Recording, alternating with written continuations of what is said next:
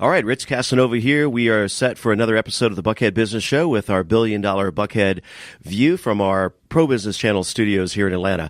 This episode, we're going to be talking all things insurance, which is always a hot topic, always in terms of local, global, but from the individual perspective. We have a good friend joining us, a longtime member of the Buckhead Business Association. So stay tuned.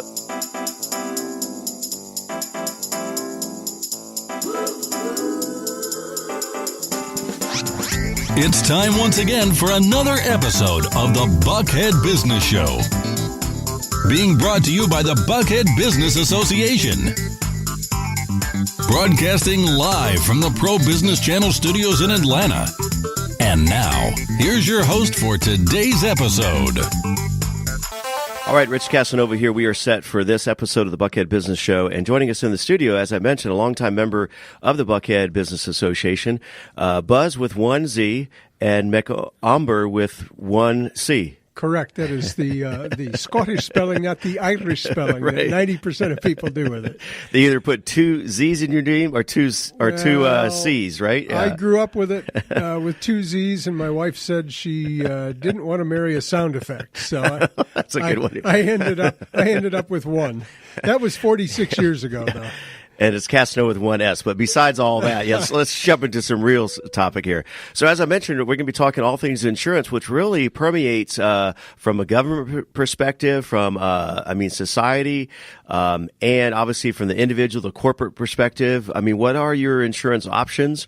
And before we get into that, so a little bit of background about Buz. So this is a family business in the insurance since 1893. Your grandfather, Fred T. McOmber, started this whole, right? He did, and he and my dad, who took over the business after World War II, grew it into one of the largest independent agencies in Michigan. Michigan, yeah.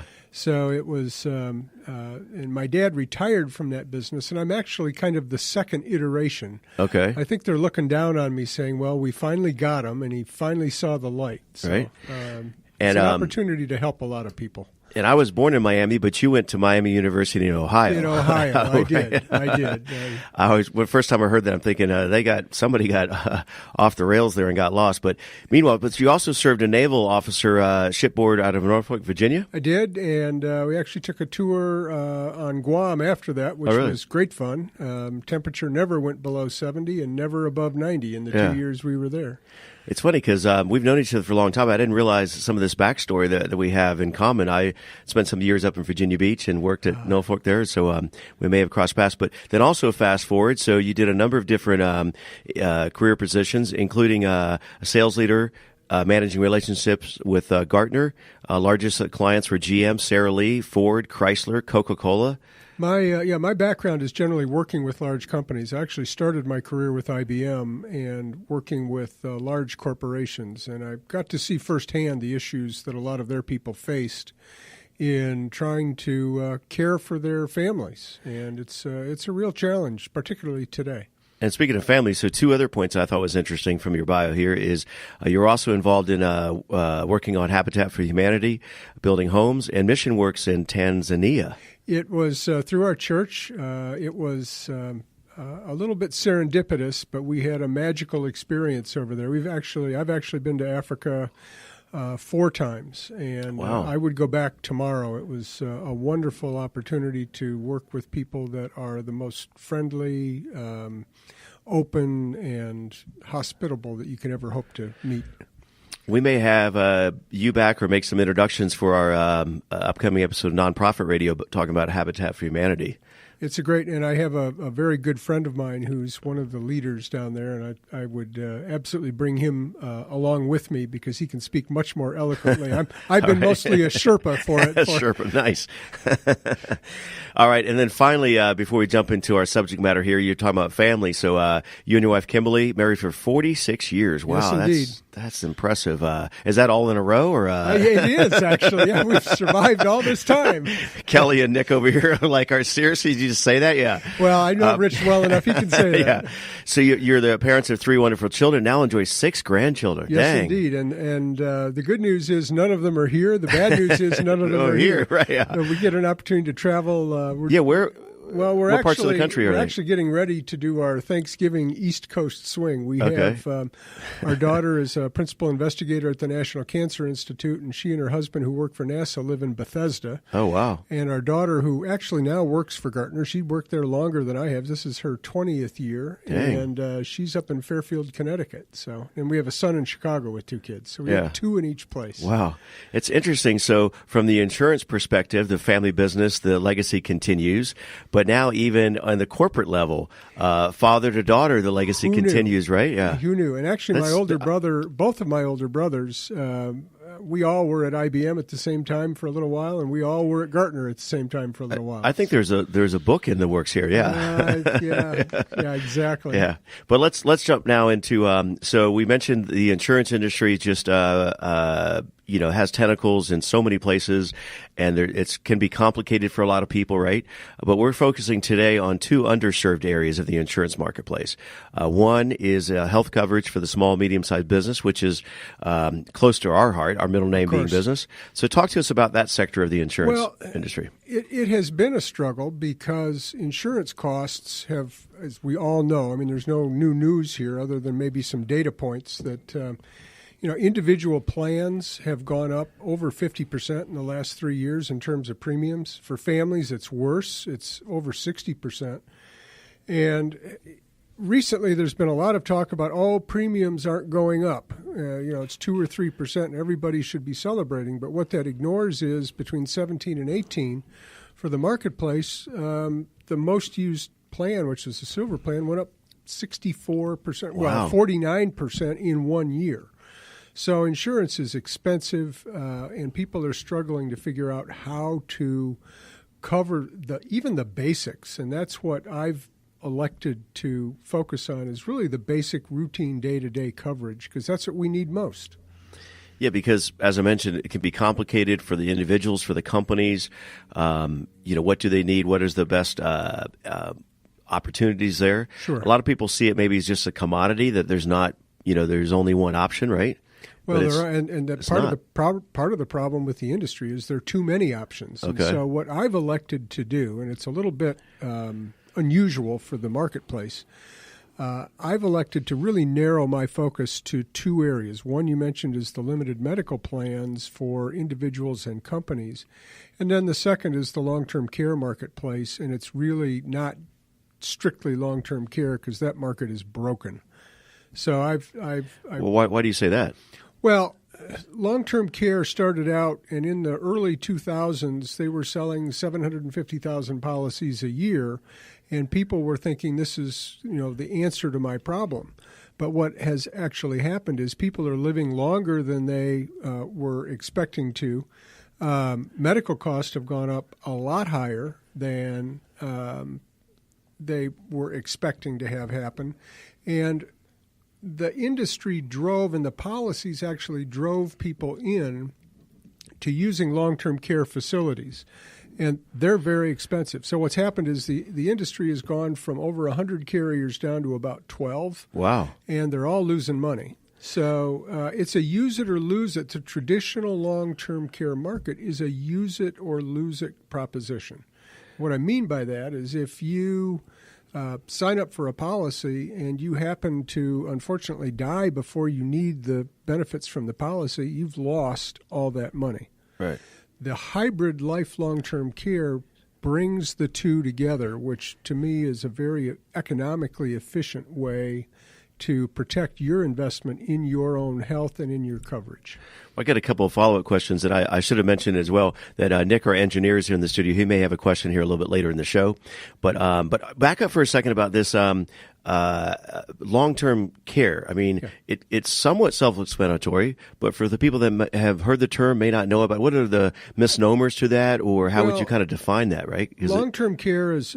First of all, you have to be certified by the medical community, and it's a standard process. But, I mean, what is the insurance coverage? The insurance coverage is generally a fixed dollar amount for a certain period of time. And it goes, or it can be coverage up to a certain dollar amount for use at long-term care facility where you'll get housing and meals and medical care And if you are in a memory-assisted facility, if you have Alzheimer's or dementia of one kind or another, there's and many times we think about these and the grandparents and the elderly, but sometimes, unfortunately, it happens with someone in a tragic situation. So it can happen due to an accident. It can happen due to an illness. Think about the kids with the AFM. Right. Some of those children are going to need long-term care. Yeah. And that's going to be a very expensive proposition for society. But I think like the perception might be for the general public, and I'm speaking for the entire population now, sure. right? But is that we're going to wait until we retire to get long-term care? Well, and this is the challenge with insurance. Yeah. People don't think about it. And that's why I want you to kind of educate us on that. Well, there's about 2/3 of people that are 40 and up haven't done anything right. about long-term care. Yeah.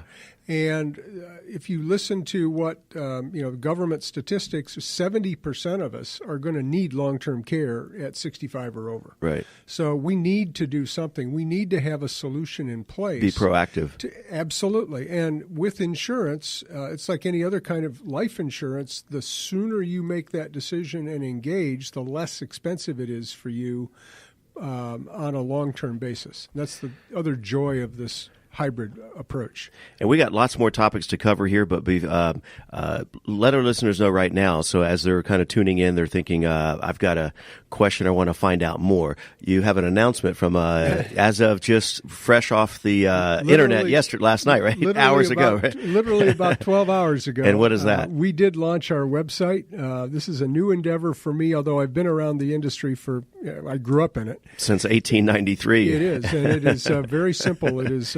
McOmberInsurance.com. So it's MCOMB as in boy, ER, insurance.com. And we've got information on our offerings up there and some of the knowledge that you'll need to make an informed decision. And they can also follow you for our business professionals at LinkedIn, right? Yes, although I don't have a whole lot of. But it's a point of contact if they want to reach out to you. It's a good way to get a hold of me. Okay, cool. All right, so let's now talk about other areas. So the state of both health insurance market and long-term care market we talked about. So with this new endeavor, who are you looking to serve and add value? Well, almost anybody in one form or another. But our key issue is folks that are in the gig economy, small businesses with 50 or less employees really struggle with healthcare. Okay.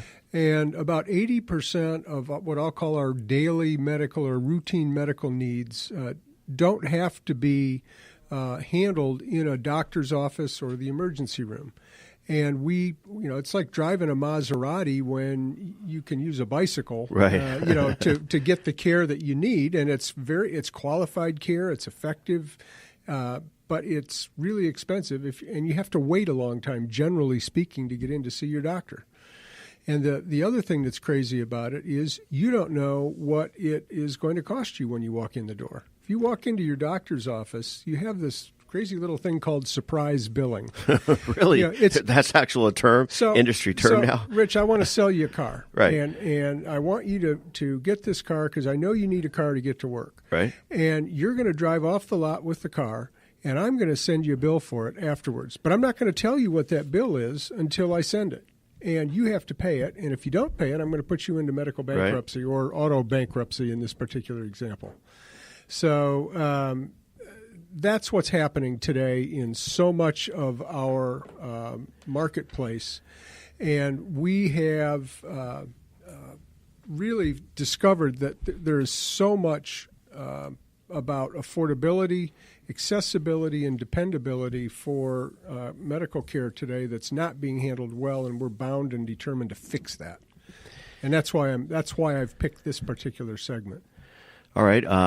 So small, medium-sized businesses, restaurants are a great example. Okay. Let me give you an example just this morning. I met a woman who has started a company. She has 4 people on staff. she's providing benefits to those 4 Right. people, but she has 1,000 service providers that are Wow. 1099 people Oh, my gosh. that she schedules. Why would she do that? Well, it's actually a very lucrative No, I was business. just, yeah, I'm fills- impressed. I'm impressed. And I won't go into detail Yeah. as to who it is, Yeah. but it fills a great need for families. Okay. And she can do nothing for those people. Right. And those are, a lot of them are young people, and they have no health coverage at all. Speaking of young people, looks like Nick, our engineer, has a question here for you. Yes, sir. Yeah, I just want to know, how does technology play a role into all of this? Well, it plays a role in a variety of ways. One of them is the infrastructure we create to handle the program. So the way we and the way this limited medical program works the best is we have an 800 number concierge for an individual to call. Something goes wrong. You don't feel well. Pick up the 800 number, make the call, and they'll do a triage with a senior EMT or physician's assistant Wow. over the phone, tell you exactly what they think might be going on with you, and they'll direct you after that. So you won't have a question in your mind, do I need to go to the ER or can I go down to my local drugstore? Right. And so they'll tell you what to do, and they'll communicate that. We have about 2,600 locations in network, about 70 of them here in Atlanta, where you can go and get care on a routine basis. And if you have an accident, you may need to end up in urgent care, or if it's really serious, they'll tell you need to go to the ER. But in any case, we will communicate using technology. We'll communicate the results of that initial triage to the next level provider, and all of that. And then you're into the medical system, which of course is technology based in a dramatic way, and that changes every day. Absolutely. So I don't know if this was really on our agenda or if it impacts, in your space. But actually, ironically, yesterday we had a conversation on our Capital Club radio show, and they were talking about the whole medical industry. And one of the points that they brought up was the guy was telling a story of he brought his daughter into the hospital. They had that surprise conversation. You need to write us a check today, right? And he's like, Yeah. "Bill, in the past it was billed an invoice." And it's like, but beyond that, then they got the prescription, and he went to say Walmart, and it was like $8. And then at the local drugstore, it's $80 for the exact same prescription. It drives What's it drives me crazy. Well, you have a number of factors at work. There are what they call the PBM, the pharmacy benefit managers, that sit in between the consumer and the drug companies, and they're the ones that negotiate with the insurance companies as to what you're going to pay. Right. And of course, for that process, they keep a cut, which of course is a mystery as to what that cut is. Right. The whole thing, it's like a black box. Yeah. It's like it's kind of like the iOS operating system, right? You don't know what's going on Right. inside that thing. Right, You don't yeah, have yeah. a whole lot of control over it. I thought you were going to say the IRS operating system. Well, there's we don't that want the too. IRS. We're going to No, edit that part out. no, Yeah, no. we never spoke about this. Yeah. No, exactly. No, That's an 800 number you don't want to call, whatever. Yeah. Yeah, exactly. 1-800 give me money. Right, Yeah. exactly. Yeah, Yeah. that's right. My brother was in the military. He used to say the government was always the first to collect and the last to pay. Right. My bulletin board when I was working at Gartner had a piece of paper on it. It said it was the new IRS 1040 form, and it had 2 lines on it. How much did you make last year was line 1. Line 2 is send it in. Right, And it's exactly. kind of the reputation they have. Yeah, we'll let you know when we get back to you. Yeah, on your refund. But no, it is a difficult market for the individual to deal with because they don't know how much they're going to get charged. Okay. And we can help that. No, it definitely sounds like it. So, so that's exciting news. Just launching the website yesterday, and from coming, full circle from the family background in this space. So, if you had to describe to someone your mission with this, who's underserved? Well, individual business people are clearly underserved. Okay. Companies that are self-funded, interestingly enough, that are large enough, they might have 300, 500, 10,000 employees. Right. They pay for the routine day-to-day stuff that they negotiate a contract, but they pay off their bottom line the expenses for those people to go and see the doctor. Right. And then they have a catastrophic coverage on top of that if somebody gets cancer or needs a transplant or something. And the challenge is they have the same problem. They get the surprise billing of somebody going in. They have all these tests that they need. And so we can help them manage those costs much more effectively. And essentially, I won't say it's fixed cost, but it's as close to fixed cost as you can get in this marketplace. So I like that. Restaurants are a great example. They have a lot of help that can't afford the major group medical. That's another segment. Is there folks that can't afford the group insurance that their company offers because the deductibles are high and the premiums are high. Their contribution is more than they're willing to make. We can help them, fit in underneath that and have some coverage. Yeah, and this idea of what sets you apart, I mean, and obviously being on a business talk show format, a lot of our audience are those business owners, employees and so forth, thinking about those decisions. And, there's always that open enrollment where they need to make a decision, right? Right. But along that line, talk to us about retention. Is this a tool that you see for companies? Well, absolutely. Because sometimes, a lot of families, they look to, they could pick job A or B, but if this has the insurance. If you listen to and look at the results of any survey, whether it's in the political arena that we're experiencing today, whether it's employers, the Society for Human Resource Management, indicates that 95% of employees have health care benefits as their number one issue. So it's extremely important to the well-being of the employee. And so an employer that can't afford to offer benefits to their people because their margins aren't high enough is at a real loss in recruiting. Yeah. So, and it's the same thing. You can reward loyalty with retention. So as a business guy, and I've spent my 40-plus years career in a wide variety of businesses. So according to your bio, yeah. Yeah, I mean, I've touched a lot of different business structures. And so it gives me the experience to sit down with a business owner or a business leader and strategize as to the best way to deploy what we've chosen to focus on that will help their business function more effectively. And that's what's driving me to do this. No, I feel your passion. And so let's go back to like Nick's point when he's talking about technology impacting the industry. Where do you see disruption there with apps or especially different generations? They're not.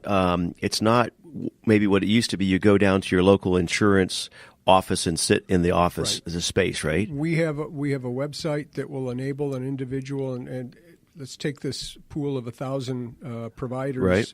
We'll have a website that they will be able to sign up for coverage on their own. Really, right there. I like to touch those people because that's the way I'm built. Right. And so I will touch those people. But by the same token, there's going to be a lot of things if they need to make a change to their policy, they're going to be able to do that right online. Yeah. And to me, that's a real advantage. And the internet makes it capable. I mean, my website is mobile optimized. Everything is set up. So nice. Look at you. Any platform that you're on, you're going to be able to access the content in a way that's most effective for that platform. So one thought I hadn't thought about. So obviously your website. We'll post that on the show as well, so people can and give that out one more time. Just at midpoint. www.McOmber insurance.com. We keep it simple. And again, for listeners, you're listening to the Buckhead Business Show here on the Pro Business Channel with your host Rich Casanova. And shout out to the BBA.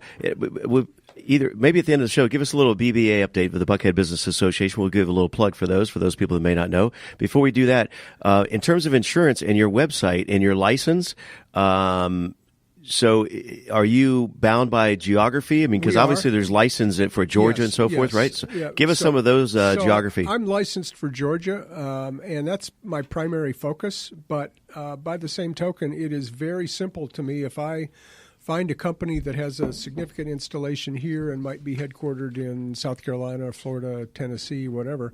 It's literally a 48-hour issue for me to be able to become a non-resident licensee in that particular state and be able to handle them. So it's the insurance industry works well to enable us. But I'm a big believer in focus because that gives me the opportunity to provide the best service, and that's what I'm all about. All right, looks like Nick has another question here. Yes, sir. From a youngster's perspective, yeah.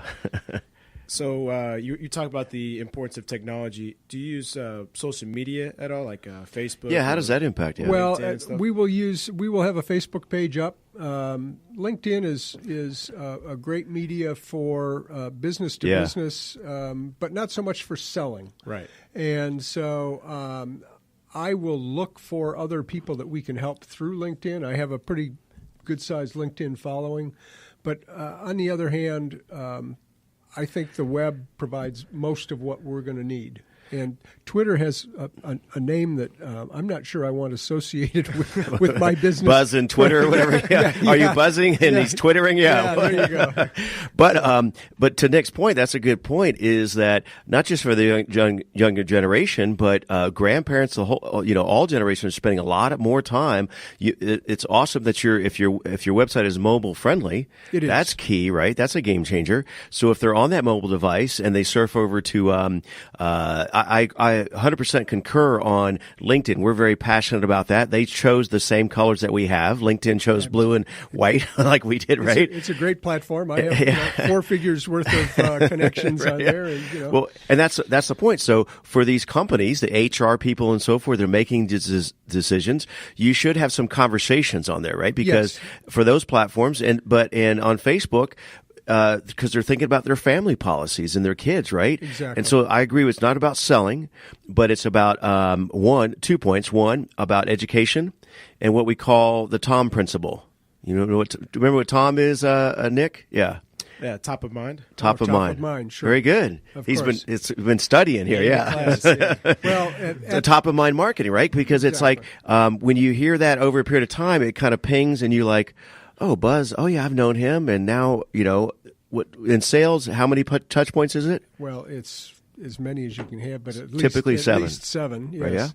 So they may not hit your website 7 days a week, but at some point, LinkedIn, I saw his website, I heard him on Pro Business Channel, pretty much, Buckhead Business, Georgia Business, Radio, Pro Business Channel, you're good to go. You're set. Absolutely. And this, this show will be a foundational part of our social media launch. There you go. Nice tie-in. I love what you got. Well, and I've been a BBA member. Yeah, talk to us about the BBA for those folks that are not. I love the Buckhead Business Association. I've been a member consistently for north of 10 years.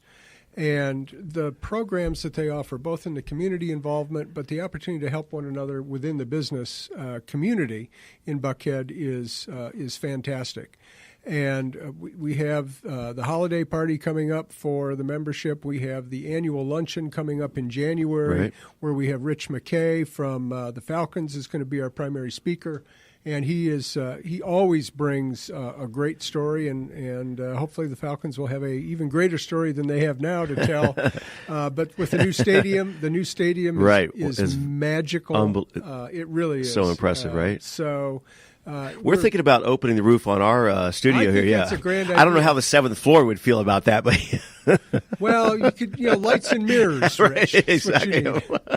Okay, I don't know how we went off the rails there, but finish with the BBA. We got about 2 minutes left or less. We want to give one more plug for you and a call to action. Your best elevator pitch, all that good to kind of round things up. But talk to us about again. So the Buckhead Business Association, really de facto chamber of commerce for Buckhead, right? It is, and I was. I live in Brookhaven, so I was part of the original Brookhaven. Yeah, the inaugural. chamber. I saw that, right? So I'm a believer in that, and the Buckhead, the BBA forms a similar kind of service opportunity. Okay. For businesses to connect and enhance themselves, and it's done in a non-aggressive manner, if you will. There's no cage fighting involved. There's no cage fighting. And the other thing is the weekly meetings, to me, add an enormous amount of value. As a matter of fact, the speaker that we had today at the meeting just before this was the individual I referenced when they had a very small company but a large number of service providers. And it's a question of just understanding what their business is and how we can help. Yeah, and just getting insight outside of the bubble that you're in, right? Absolutely. But that's every Thursday morning here in Buckhead. The venue may change, so we're going to keep it kind of green, not timestamp it here, but a breakfast meeting every Thursday. Third Thursday is after hours. Yes, indeed. Right? They do those signature events, the luncheons, the annual Taste of Buckhead. So check them out at buckheadbusiness.org. Yes, and the Taste of Buckhead that we just had down at the Stave Room was just fantastic. The food was great, and it was a huge turnout with a band, and it was an awful lot of fun. I go every year. Yeah, and it's not just the adult beverages that make it fun either, yeah. No, it's the people. It's like everything else in business. If you don't do it for the people, you're in the wrong place. Great finish here. So Buz, one more time, how would folks find out to you? What's a call to action or any advice you'd leave us with? We're out to help companies become more effective and individuals to have that peace of mind that insurance brings, because so many people, and we're looking to serve people. It's not about me. It's about the people that we serve, and that's the foundation of our business. And so our goal is to help individuals, small businesses, and large businesses manage this segment of the benefit structure that they're bringing to their people more effectively, both cost-wise and also in what we deliver. Well, Buz, on behalf of the Pro Business Channel, the Buckhead Business Association, Rich Casanova here, is our honor to have you in the show, and just fascinating to hear you continue the family legacy. Well, I don't sit well. I've flunked retirement, and this is a great way to spend the latter part of my unretirement. Unretirement, absolutely. Again, we'll see you for the next episode. Thank you for joining us and our guests on the Pro Business Channel. Use the social media links here to share today's show and stay tuned for the next episode of the Buckhead Business Show. Brought to you by the Buckhead Business Association.